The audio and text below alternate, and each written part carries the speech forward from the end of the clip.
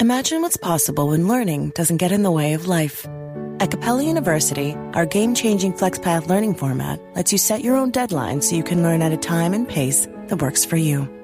It's an education you can tailor to your schedule. That means you don't have to put your life on hold to pursue your professional goals. Instead, enjoy learning your way and earn your degree without missing a beat. A different future is closer than you think with Capella University. Learn more at capella.edu.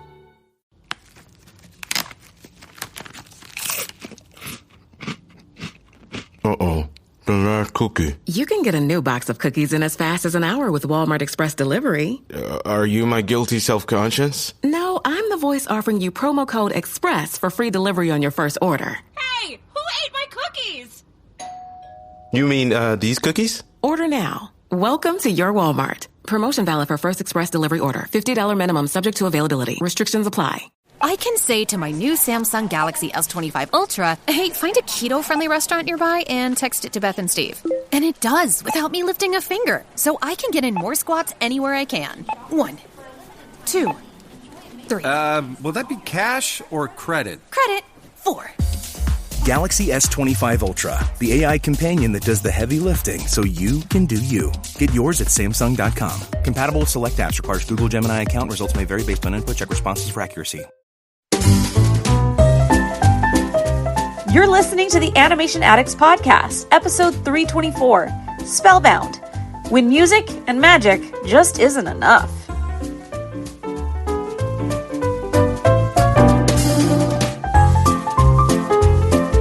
Welcome to the Animation Addicts Podcast with the Rotoscopers, the #1 place to get your animation fix with animation addicts just like you. Each episode, we dive into the wonderful world of animation featuring Disney, DreamWorks, Pixar, and everything in between. From hilarious discussions and movie reviews to interviews with industry insiders, this show's mission is to brighten your day through our love of animation. So hop on your nerdy couch, grab some snacks, and get ready to hang out with your animation besties because it's time to dive into today's episode. Hey there, animation addicts. I'm Morgan Stradling. And I'm Chelsea Robson. We're joined yet again by Rachel Wagner. Hi, everyone. Today, we are back and we are discussing another fantastic question mark animated film. You can jump right into that. Okay. It's Spellbound by Skydance Animation. Now, you might recall that we have talked at length about Skydance Animation, who they are, how they came to be, the who's who at Skydance right now and in the past. You can go to rotoscopers.com/318, episode 318, to talk about that. And then 2 episodes ago, we talked about their first feature-length film, Luck. So, Rachel, you weren't on our Luck episode. Give us your high-level thoughts and little mini rating of Luck. What did you think about their very first film? I would say that Luck was just completely generic. Like, it was fine, but like we've just seen so many dive into the world of emotions or monsters or, fill in the blank, that video games and stuff like that. Yeah. It just felt so bland to me. Mm-hmm. You're not wrong. So this one, we're really excited about this one because, well, when I initially heard, this was the first film to really have Lasseter's fingerprints all over it. But then an insider let me know that, hey, just so you know, this was already in development at the time when Lasseter came on board in 2019. However, it was early development. So this is a majority Lasseter influence. And so can kind of give us an idea about, what to expect from the studio, but at the same time, not really, because it seems like this was already something that was wanting to be. Now, with Lasseter, he's been known to come in and axe different projects. So this one was not that in that category. So we're going to see what it's all about. So stay tuned. This episode is brought to you by Audi. The road is calling. Embrace the thrill of the drive with the all-new, fully electric Audi Q6 e-tron. Featuring effortless power, serious acceleration, and advanced Audi tech. It's not just a new EV. It's a new way to experience driving. The all-new, fully electric Audi Q6 e-tron is here. The next chapter of Audi starts now. Here at the Almond Joy Factory, where tropical vibes abound, we use soft, fresh-tasting coconut. The crunchiest almonds and delicious chocolate candy. Ah, but do you know what our most important ingredient is? Sometimes you feel like a nut. Sometimes you don't. Almond Joy's got nuts and something even way better than that. Yes, Almond Joy is made with almonds and joy. This episode is brought to you by Indeed. When your computer breaks, you don't wait for it to magically start working again.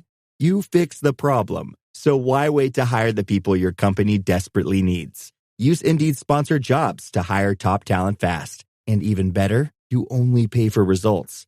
There's no need to wait. Speed up your hiring with a $75 sponsored job credit at Indeed.com/podcast. Terms and conditions apply. All right, before we get started, let's talk about some basic information about this. The production studio, Skydance Animation, distributor, Netflix, director, Vicky Jensen, who was also a director of Shrek and Shark Tale, release date November 22nd, 2024. The budget, who knows? We don't know about these. They don't have to reveal it. And box office, it's Netflix, baby. You got to wait until the streaming numbers come out for the week to get a basic idea of how it's doing. However, when I watched it just the Saturday after it was released, which was one day after it was released, it was the #1 in kids and #3 in movies. Initially, the film was called Split, and then The Unbreakable Spell. So another thing that's I think important to note was the screenplay. It was done by 3 women, Lauren Hynek, Elizabeth Martin, and Julia Miranda. And I think that's important because we'll talk about the themes of this film and maybe if there was a gender influence in how they went about this. So yeah, I think that initially calling it Split might have given away the game a little bit. No, maybe not. I don't know. So, Rachel, what are your first thoughts on seeing Spellbound? Well, it's kind of similar to my thoughts about Luck.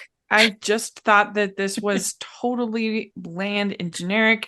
This, to me, felt like one of the copycat movies from the Renaissance era, where the people were trying to kind of be like something like Quest for Camelot, right? Like just like trying to be like the Renaissance films, but just so obviously aping it that it's just nothing. Like this felt to me like, okay, we get it. You're trying to be a Frozen, a Tangled, whatever it might be, and it just feels like a generic Netflix movie to me. I was disappointed. I was really hopeful when you got Alan Menken doing the songs. You got this team behind it. I thought I thought it was going to be better. So maybe expectations hurt.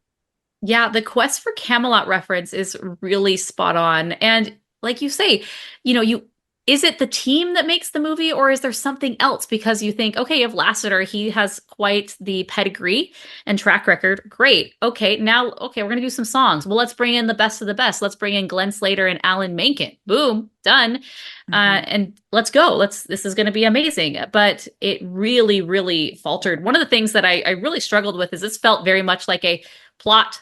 Let's go to the next plot. Let's go to the next plot. Like check off the boxes, ultimately leading to where they needed to go at the very end where the big reveal happens. But there wasn't any substance to it. This world felt very empty. And especially the palace. And I think that was purposeful. The palace was just like this beautiful palace, but it was very sterile and it felt like it was made out of glass and everything would just echo like crazy in that building. There wasn't a lot of depth. And I think that's because in the family relationship, the warmth and the love was not there. And it got manifested in the design of the world, but it was just so generic. It really struggled. And even when we started getting out and they're going on the adventure, it was like, why are we I don't care about any of this. And we're just going on the adventure to go somewhere because we were told to. Okay. Yeah, I do think that we'll talk about it, but there is one bold choice that they make, which I appreciated. It's maybe the controversial aspect of the movie. We just talk about it. Let's just talk about it. I think that's the biggest part of this movie. Yeah. That's the only memorable part of this movie. So let's lead off.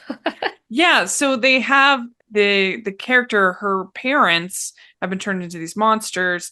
And basically the solution to them not being monsters anymore is that they really should not be a couple, that they're like that's what is making them monsters, is to be together. They're just not a good match. And I guess what I appreciated about that is that there aren't that many films for families that try to help kids deal with, the parents separating, being divorced. I mean, I think of like what like Mrs. Doubtfire did for the 90s, and this is nowhere on that level, but just saying that like it provided an avenue for conversation of that topic in the 90s. And there's so many films that give the absolute opposite message to kids, that you're parent trapped, that your parents are really in love, but they're just like a little bit, separate for some reason, and kind of give the kids this hope, and that they'll get back together. And so I actually appreciated, is like the one interesting thing that the movie did. It's like the one bold choice that it made. And so like, in my opinion, that was actually like, at least it was interesting. At least it was trying something. And taking like a little bit of a risk. So that's what I liked about it. Yeah. So, talking about Mrs. Doubtfire, they did it really well, because divorce is a tragedy. It is the breaking up of a family unit. And while there may be instances where it is better, a lot of the times it can't, not a lot of times, I'm not even going to go there, but it's a tragedy to the child, because their world is completely shattered and divided. And so you're going to have to be very careful when you're treading that. And with Mrs. Doubtfire, they lead off with the divorce. We have the dad, who's the erratic, crazy party guy, not party guy, but he's just the dad that says yes to everything. And you have the mom, who's a little bit more, she's the working mom. She's holding it together. She's a little bit more stable. And at the very end, after this party where there's ponies in the living room, she says, we're done, we're over, we're over. And so that's the low point of the movie, where our parents are getting divorced, and this is terrible, and we feel that from the kids' perspective, and it's not a good thing. But in the end, they're able to work through it and make it work make the best out of a bad situation by the end, and you kind of are able to work through this rift in the family. And like you said, they did it really well. There's a nice little moment at the end where Mrs. Doubtfire talks about how, there's families come in all different shapes and sizes, and just because your parents separate doesn't mean they love you any less. And that is really a sweet message, and just one that's very rare in family films. But with this one, I almost feel like they not glorify it, but it's the only option. And in the fact that the parents, when we see, they're arguing, their arguments were so mild. I'm like, that's it. This bickering is what led to this. I mean, if you're going to show that things were bad with the parents, I feel like you need to push that so much further. Obviously, you don't want to go down the road of physical abuse, which I think is always, for the most part, always a justified reason for divorce. They're not going to do that in a movie like this. They're not going to show the mom being attacked or hit and suffering with that. But this was just like, we just don't get along and we bicker. And they don't show any other mediatory actions of, let's try to work on this. It's just, we've turned into monsters. So we can't be together anymore. And I would have liked to have seen them work through that to try, like, maybe let's put our ego aside for the child, or anything. But they don't. They just like jump to it. That's fair. Chelsea, what do you have to say? I know you have lots to say about this. I do have lots to say, and may not seem like it, but I'm letting you guys take a moment, because I've got a lot. When I first started this movie, it was really weird, because it starts out with this first song of her just talking about how, like, this is my life. My life is crazy. Yeah, because my parents are monsters. They don't remember me. They don't remember what's going on. They have no like connection to reality. And it was like,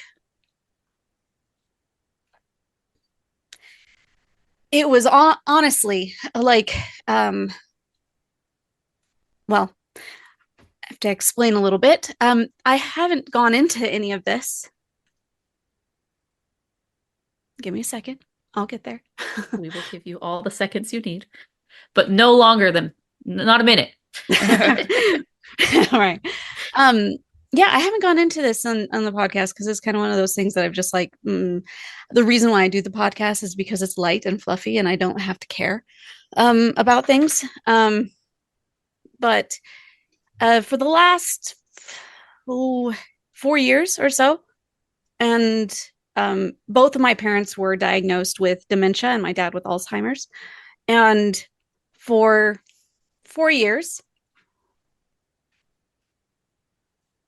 it's like, it with dementia and with Alzheimer's, it doesn't start out bad. In this one, it was kind of like, she says that, okay, all of a sudden it just changed. But there did come a moment about a year and a half ago where both of them started to decline severely. And it was, this situation, like this song, I was like, oh, wow, I'm looking at a mirror of my experience. And I know that this was absolutely not meant to be, hey, this, she's dealing with her.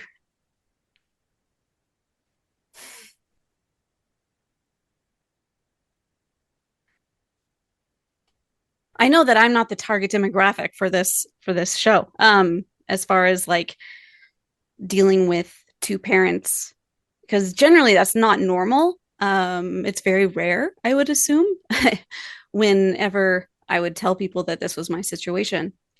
They would be like, both of them? I'm like, yes, both of them. And so she's having to deal with the fact that both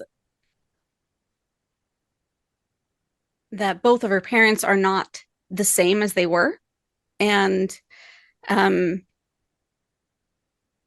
feeling the need to like hide them away.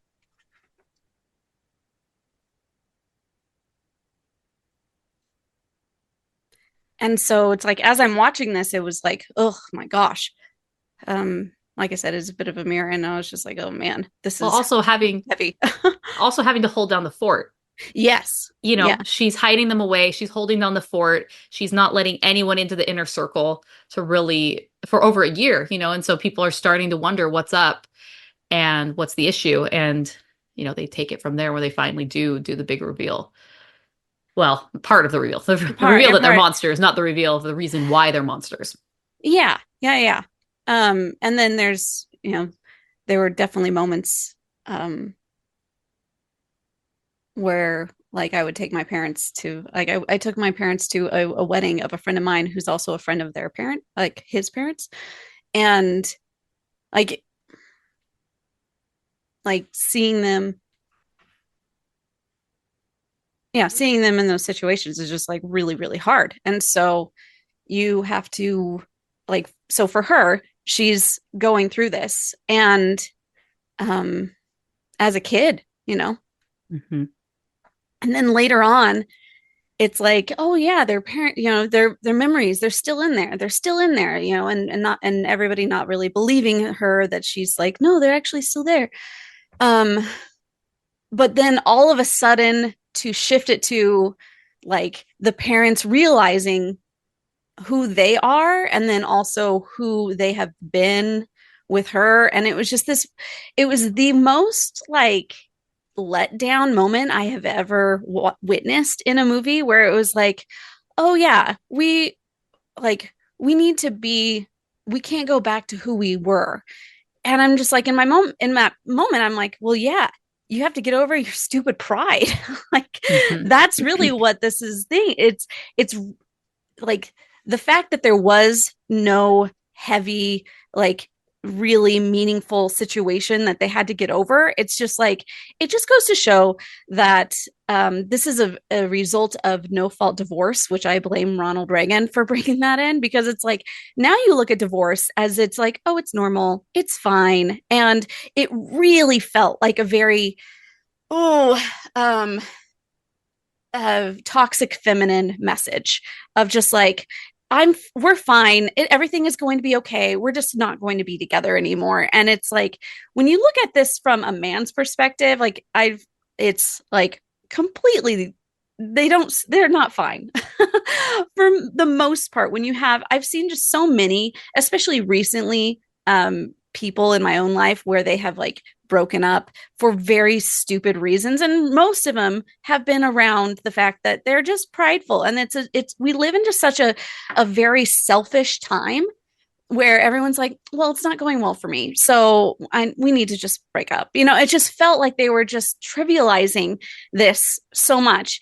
And then to come right back and be like, the girl's like, well, everything is the same. Well, it's not the same. It's different. My mom lives over here and my dad lives over there. And I don't have to clean my room in any of these places. And it's just like, oh my gosh, this is what happens is you have these parents who want to be like the cool parent and therefore don't have any kind of structure or rules because they're overcompensating for the fact that they couldn't get over their own pride in their own lives and get past any of these conflicts. Like, we live in a world where people have a very difficult time with conflict. And I feel like that is one of the major issues that we have is people are not taught how to get through these things. And once again, lower your stupid pride and figure out how to, like, where you are wrong. Like, so it was just, there was so much of that I've seen, and it's just this toxic female energy that comes off of just like, well, I'm done and it's fine. And I'm just like, oh my gosh. So I was like, through the whole thing, I'm having these like moments of like personal connection, but also like I'm seeing a lot of my own situation, all of a sudden to come into like, this is so trivial and just insulting that I had one moment being like, wow, I'm kind of feeling this. Where could this go? Like, for me personally, and then to be just like, meh, like, we're fine. I was insulted by the end. Yeah. I was not okay with this movie. It felt like an adult's way to cope over the guilt of divorce. Yes. Because a decision to divorce, obviously, there's lots of reasons for it, but the children are the victims ultimately. And, she's having to say, Ellian, and this whole time, I'm fine. I'll be just fine. And they had a moment like, I love you and you love me, meaning like the mom loves her, the dad loves her, and it'll be just like the way it was before. And that was a line that was sung. And I'm like, it's not. Parents don't love each other. It's not the way it's before. Like, you're trying to cope and like mask over, like, it's fine. It'll be great. And it felt like such a cope. And you hear a lot of times like, children are resilient. Children can handle it. Yeah. And if that's the case, then why are there so many adults that are in therapy talking about their childhood trauma? Or, adults make these decisions. They assume the children can handle it because they're, quote, resilient, but it's just a survival mechanism for the children because they don't know any better and can't process things and they have no other choice.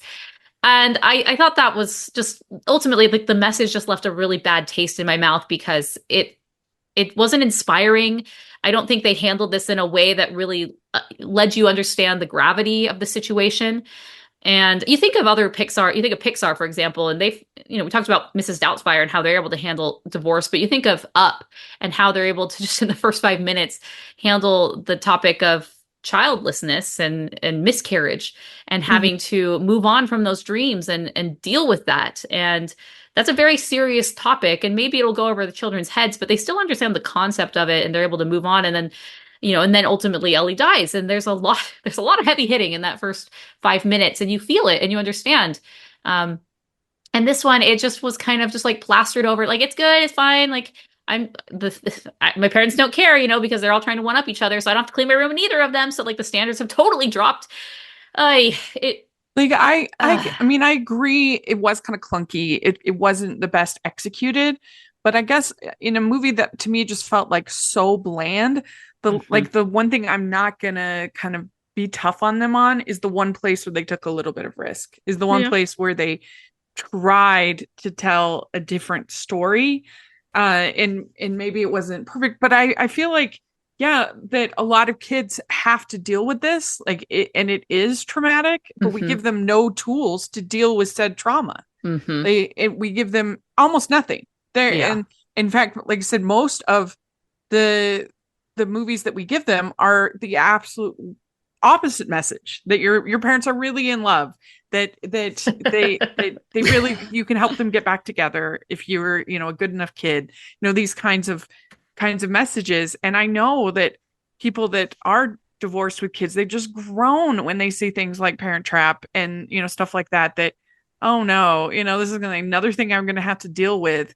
And so I guess I would say that yes, this wasn't as well done as I would like it to be done, but I wish that we gave all different kinds of parents more tools in our art to help them to parent better, and to be better. Mm-hmm. And I mean, it's kind of crazy that like we have one example with I mean, Yes. it's funny that I guess Chris Columbus is just our guy for making divorce movies, because he did Stepmom as well. And but there should be more than that. There should be more than 2 movies helping teens and kids with divorce. Even with Parent Trap, like at least the new one, the Lindsay Lohan one, the big conflict is they can't communicate with each other, and she throws a blow hairdryer at his head, and then they just leave, and then they never talk again. And again, it just shows like, proper communication skills would have resolved this whole thing, and the family unit could have stuck together, like getting over the ego, getting over the pride. But again, that's the conflict, that's the plot. But they do resolve it at the end, but yeah, it's tough because this is not necessarily a super motivational message. And what I was thinking, like, well, do I recommend this to people? I'm like, no, because I do not recommend this movie at all. Yes, okay, if they could have handled it very well, and I left very inspired, and understanding that this is a tragedy, but like, let's move forward from it. The tragedies are a thing, in movies, and there's great tragedies out there. But with this, I'm like, what message is this sending children? And so because they flubbed the message, I'm like, I don't even want to just like introduce my kids to this at all, because there's so many better movies they haven't even seen yet, that let's just focus on those. Yeah. So speaking of train wrecks, Rachel Zegler. It's interesting because she has become quite the little train wreck over creating lots of issues for all these companies, just by opening her mouth at inopportune times, or saying things that maybe are taken the wrong way, or maybe taken the right way, according to her. So it's funny because you're thinking, oh man, Rachel Zegler's in this, but obviously she was cast before all the controversy happened, and she was on a hot streak. She created. Yeah. Well, it's such a shame, because when she was leading up to West Side Story, like I think almost everybody was really rooting for her, because she was just like a YouTuber that like sang and got her voice out there, and somebody heard it, and she ends up in the Steven Spielberg movie. And it was just like, really, it felt like the kind of success that you want to see in this age. And so it's been kind of a bummer to see her be so polarizing, and I mean, just everything involving the Snow White is just a total and complete disaster. And it looks like something made by AI. It's terrible. Looks terrible. Maybe it'll be great. Who knows? But it looks really bad. And so but it is kind of a bummer, because like I said, when she was coming up, like I was really rooting for her, and she was just like, she was just this YouTuber who was singing that somebody heard, but that's even more disappointing. I didn't know that about her, because she very quickly turned from this YouTuber, like normal person, to she became the embodiment of entitled Hollywood so quickly, which is shocking, because you've seen different clips of her like, I deserve to be paid for every minute that's streamed online because I'm sitting here in this dress for 12 hours a day. It's like, whoa, girlfriend, what's happening? Yeah, it's a bummer. She people get on these hot streaks when they're being cast in things, and we don't see the fruits of that until a few years later. So this is like the new up and coming person. And so they cast her in, okay, we're going to cast her in Spellbound. We're going to cast her as Snow White. She's going to be in Into the Heights. She's going to be into the West Side Story, right? Like, was she in the Heights? Yeah. And so like, she's all these things. And then, before those things are released, says some things that just really stick in her foot in her mouth, creating a lot of drama. And then these movies come out, and it's like, oh, great. How can we tiptoe around this? Luckily, I didn't see anything that she said on the red carpet as far as Spellbound that put her in hot water. I think she's gotten coached a little bit in the past few months. Not necessarily, but at least on the red carpet for Spellbound, she did. And it was very normal stuff that she was saying, like, oh, this is a message that kids need to hear. And okay, sure. That's what she's supposed to say. But okay, we'll say she did great as a young princessy type. Her voice is really appealing for that. Singing, I thought she was great singing. Yeah. I had no complaints with the talent. And even the songs weren't terrible. Like there was a lot, very wordy, lots of words. And I was looking at Alan Menken's X feed, and on November 17th, he said, 35 years ago today, The Little Mermaid, my first animated musical, was delivered to the world. In a few days, Spellbound, my 10th animated musical, will be introduced to a world that has changed in so many ways, but still wonderful and magical. Happy birthday, Ariel, and welcome, Ellian. And this was before I saw it, and I was like, I don't know what to think about the world that has introduced to a world that has changed in so many ways. Like it was like post-election. So I'm like, is this an election commentary? Like, what is this? And now I'm looking, and after knowing, it's just like, okay, The Little Mermaid was all about like love and fairy tales and everything will work out when you follow your dreams. And this one is honey, we're coping with the fact that you have lost your family and now have a split, your family is in shambles. Like it's weird. And I can definitely see how he's like, how did I go from Little Mermaid to talking about making the whole thing about divorce? And it's just, the musicality of it. A gig's a gig. So, okay.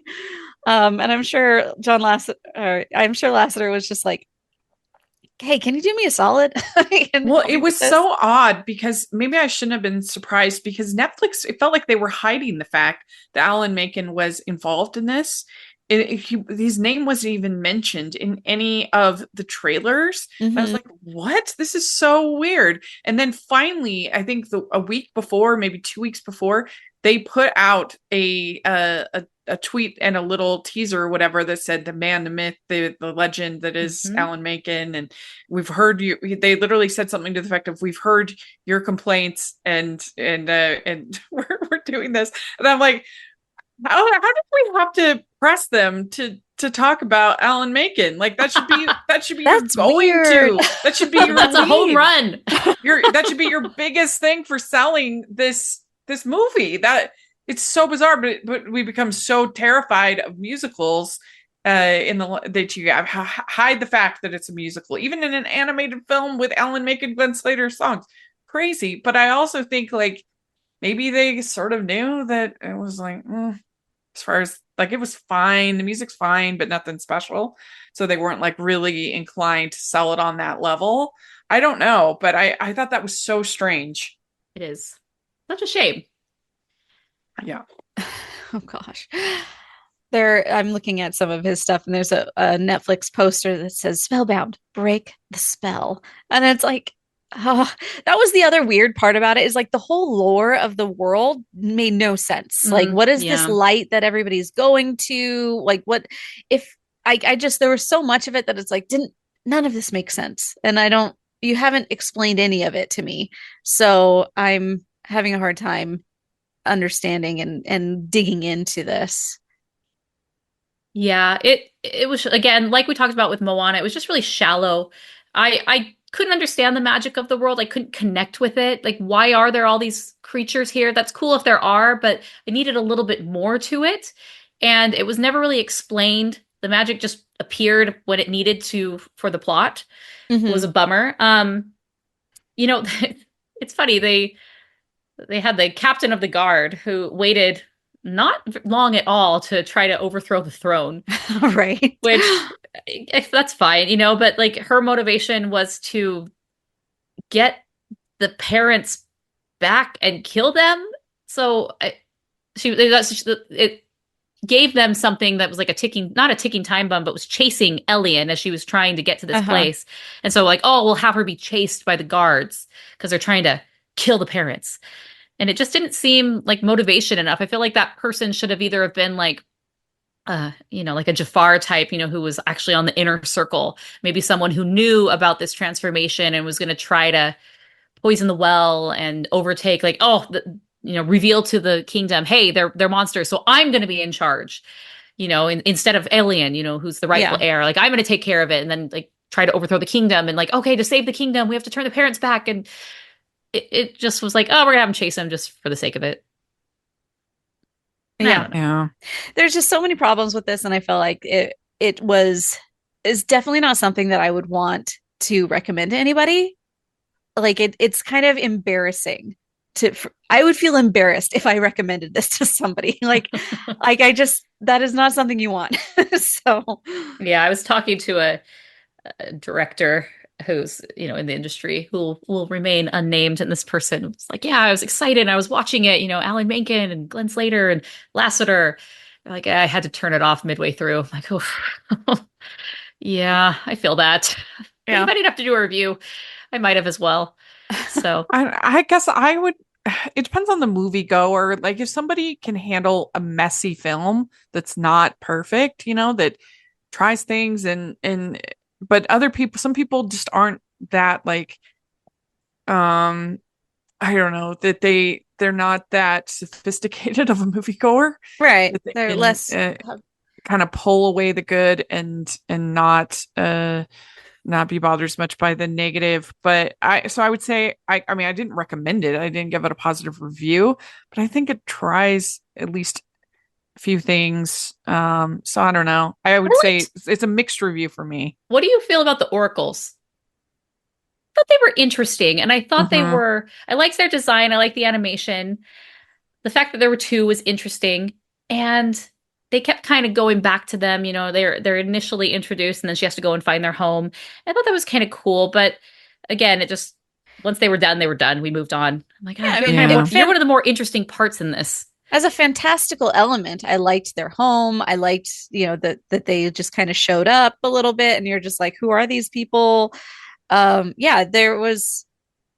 were moments of things that you could have done with that, but it wasn't. I watched this actually with my brother and his kids because it was on Netflix and I was at their house, and so I was like, all right, let's watch this. And afterward, they had to leave like right as they were like getting toward the mountain, and so it's like you still don't know what the whole plot is. And then they came back and watched the rest of it later, and my brother says, the moral of the story, when your parents fight, it's better they split up. The kids are the most important. And then he sends me the gif of her going, weird. I'm just like, thanks, Randy. But I mean, it just, there were moments, there are things that they could have done. There are things that they, like I said, having my own personal, feelings kind of like thrown up there on the screen, in a way that was not known to me prior to the fact. I was connected, and I was interested, and then I was insulted. So that was my experience watching this movie. All right. So what would you rate it? 1 star. 1 star? Do I even give it 1? I mean, wow. I like I said, I was angry at this. I was like, I don't like this at all. So I'm going to give it 1.5 stars, which is about as one of the lowest I've ever given a film. I was like, wow, is this better than Norm of the North? I'm like, I don't know. But I gave it 1.5 stars, and I disappointed. I'm very frustrated. They have other films that might be more Puku, Ray Gun with Brad Bird, Rich Moore doing the untitled Jack and the Beanstalk project, Don Hall doing his project. So I think these new movies that are really starting from scratch, they're bringing over the old Disney Pixar guys. Like I guess those are the ones that I have to really count as their first, truly original films. But this is what they did, and I didn't enjoy it. I would give it 2.5. I like I said, I wouldn't recommend it. Go fresh on it and Rotten Tomatoes. But and I think it's mostly really generic and just not good enough for this era of animation that we're in. But I do appreciate some of the storytelling risks that they took, and hopefully it'll be a jumping off point for families in those situations to have some discussions. And so that would be a positive in my view, but 2.5. Yeah, we're really bearing the lead here with Rachel. We've mentioned it before, but she is a Rotten Tomatoes approved critic. So when you are saying, hey, is this a movie I should see or not see? And you look at the critics rating, Rachel typically is one of those people in there, which is really cool and exciting. So she gets to pull the lever, if you will, the thumbs up or the thumbs down. Found me from my work on Rotoscopers, which is kind of amazing. Yes, it is amazing. That's our crowning achievement. I love it. And so I have a question for you. Did you get a screener for this? Yes. You did? Okay. And you were working with Netflix directly to get it, or through one of the local marketing companies? Through Netflix. Netflix is such a pain, though. They make you have to have an account. Yeah, well, you have an account, and then you have to contact the individual reps that are managing each film. I wish they did it like the best company by far is Apple. They just have a screening room. You just log in. The movies and shows are there. You watch them if you want to watch them. It's so nice. But like Netflix is such a pain because you got to find this individual person that you got to email, and you got to hunt them down, and you got to. But yeah, this one I did get early. Okay, so I'm glad you gave all that context because we are on the Netflix family animation PR list. They send us the updates for all the different TV shows and movies that are coming out, and it has each of the contacts on the bottom of those. I said, great. This is normally, I don't need to get a screener for Gabby's Dollhouse season 10. I'm sorry, I'm not going to do that. Yeah. But when it said Spellbound, I'm like, awesome. So back in October, I emailed them and said, hey, because sometimes for these Netflix ones, they do screenings like the local screeners. This one wasn't being screened. Yeah. So, I reached out to the people and said, hey, our local places aren't doing screenings. We'd love to get a screener. We've done them for Netflix before, blah, blah, blah. Contacted the individual people and, oh yeah, sure. We'll get you we'll connect you with the right people. They forward us to those people, emailed them. Okay. Yeah. Once things are available, we'll let you know. And so annoying. emailed him again. And finally, it's the day before, and I email, and he's like, oh, yeah, what's your Netflix account? Well, my Netflix account is one that I share with my mom. And so I was like, oh, do I want to give him my mom's email address? Because what they used to do back in the day is they had a screening room, like you said, like Apple TV. But now you have to have your own Netflix account, and then they'll approve you a version of the movie to watch. Yeah. And so now, anyways, I was like, fine. But if you don't have an account, they can give you a free one for a year, whatever. But by that point, it was the day before. Chelsea and I had no intentions of recording we're going to release this episode on the release date. So I just at that point, I was like, I just dropped it because I'm like, this was lame. I have been emailing you guys for over a month. I'm in your demographic of people who want to talk about your film and get the word out. But I was very upset. Yeah. No, why can you not make this easier? Annoying. Hello. Yeah. So it is what it is. So glad it wasn't just me. Although you did finally get a hold of it, which is good. So, all right, that's all that we have for this episode of the Animation Addicts podcast. Let us know your thoughts about Spellbound. Are you a little bit more favorable to this, like Rachel, or are you more on the Chelsea Morgan side? I liked having Rachel here because I feel like she gave a breath of positivity to the topic. And, you're really able just to see the good in it and talk about it from that. So I loved having you here. Go to rotoscopers.com/323. Let us know your thoughts on Spellbound. And yeah, the next few episodes we have are going to be maybe some Christmas ones, maybe some holiday films. But Rachel, tell people where they can find you and what's up for you, what's coming up for you in the future. Yeah, thanks so much for having me. And you can find me at Rachel's Reviews all over the place. And my friend Stanford and I have a Talking Disney Classics podcast that we do basically every month. So we'll be having our Moana 2 episode coming up. And we have a lot of fun doing that show. So there's that out there, plus my other reviews. And then I have the Hallmarkies podcast, speaking of Christmas, where we cover all things rom-com, holiday, and Hallmark. And so it's a lot of fun. And yeah, there we go. Rachel is a busy bee. She works and works and works. She's constantly putting out content. And very impressive to me. I'm like, wow, she has so much energy. I wish I had just an ounce of what she has. And I see all the movies that you're reviewing, all the podcasts that you're doing, all the videos you're doing. I'm like, man, she is a worker bee, and I love it. So thank you. Yeah, so go check it out. We'll include links in the show notes so you can find all of her amazing things. And until next time, we are the Rotoscopers.